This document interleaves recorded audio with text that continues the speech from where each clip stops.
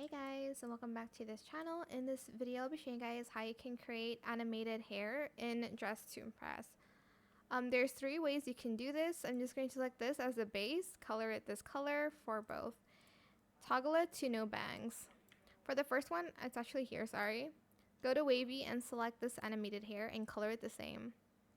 Toggle it to more animated and you're going to scale it down and you're going to position it behind here as just like the hair, like the ponytail. You can kind of adjust it to like whatever length you want it to be.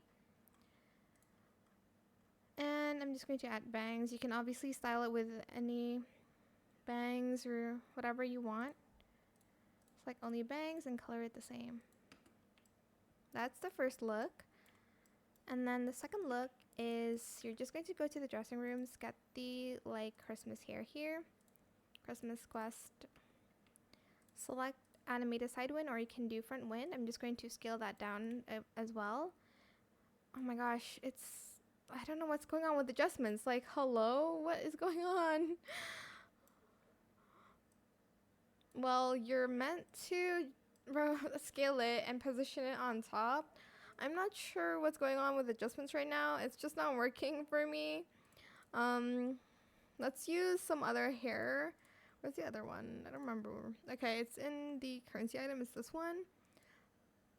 Select light side wind and toggle off bangs and bows. I'm just going to color it the same.